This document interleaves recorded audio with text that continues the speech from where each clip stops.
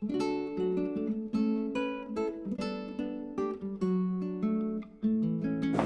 today I'm making Keto Manicotti crepes. I used 6 eggs, 6 ounces of softened bar of cream cheese, 1 1/3 cup of Parmesan grated cheese, a pinch of xanthan gum, and 1 1/2 tablespoons of cauliflower flour. I found that in Walmart if you're interested. I used my bullet to mix it, and I used a 1/3 cup to pour onto a sprayed crepe pan. And I cooked until the crepe looks dry on a medium heat, and then I flipped gently, which I will be showing you. So I heated up my crepe pan and it's already sprayed. Let's see if I put the flame on. Yes. So what you do is you pour your batter, about a quarter, and then you spread it around to make a crepe in your crepe pan.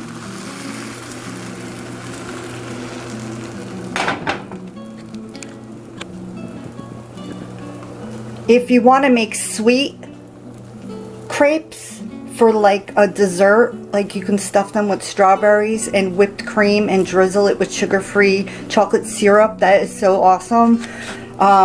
You can also add a substitute sugar, maybe a teaspoon, to make it a sweet crepe.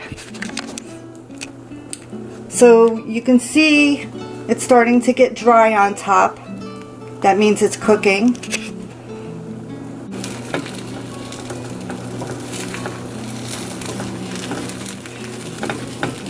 Okay.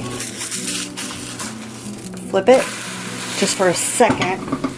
Shut the stove.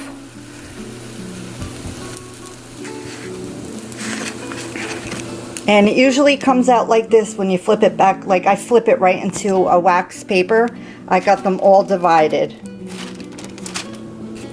And then later on I'm going to fill it with my ricotta cheese, my mozzarella, my sauce. After the crepes are prepared, take a little sauce, put it in a casserole dish. Take your crepe,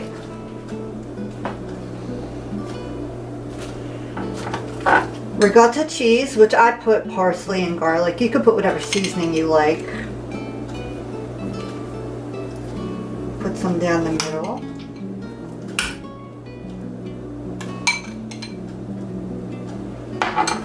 A little bit of mozzarella. Then you roll it. Then you top it with some more sauce.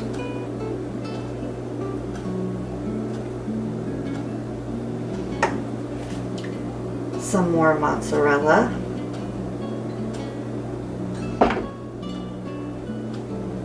And also you can season the top as well. And then you bake it for like 20-25 minutes on 350. Now I'm going to show you how I prepare a lasagna out of the same crepes. So what I did was I sliced them in half just to make like a little lasagna strip. And because I'm the only one who is living the keto lifestyle in the house, I'm going to make myself a mini one. So I put a little sauce on the bottom.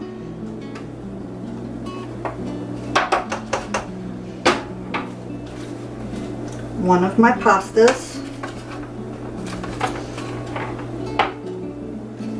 some of the ricotta,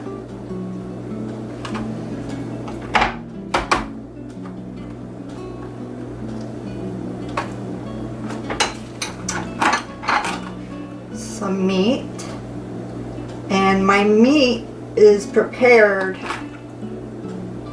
well, I made meatballs and then I just chopped it up. And the way I make my meatballs, I'll show you another time, using pork rinds. A little mozzarella, another pasta,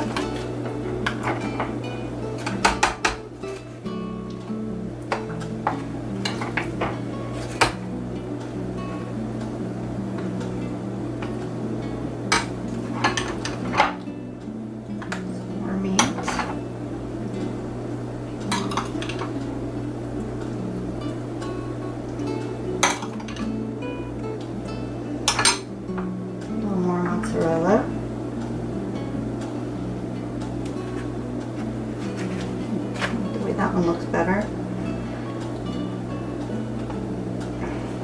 Oh, this one's going to be a nice fat one.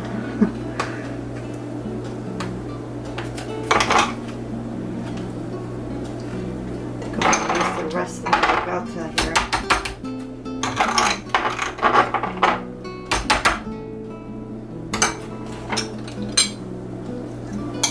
Some more meat.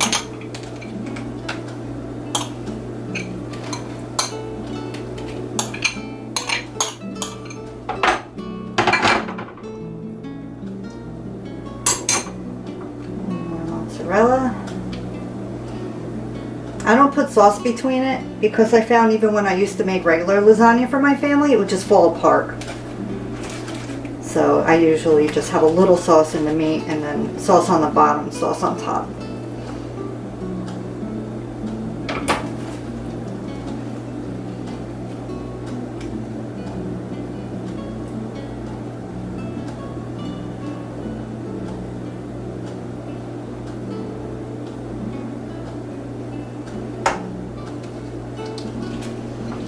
Some more mozzarella.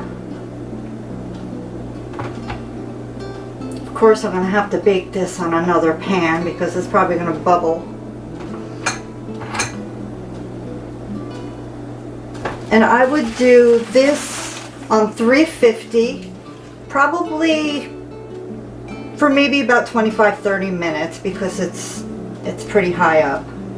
And I hope you enjoy my recipe. I was really excited when I found cauliflower flour because I wasn't crazy about using almond flour with a lasagna noodle like I've been seeing people on the internet. But I hope you enjoy it as much as I do. So if you enjoy my lasagna, like, comment, and subscribe. And also, if you have a better way of making it after you tried it and you have other ideas, you can share that with me. I don't mind. Believe me, this lifestyle's been rough. So any recipe that you can share with me would be great too. Thank you.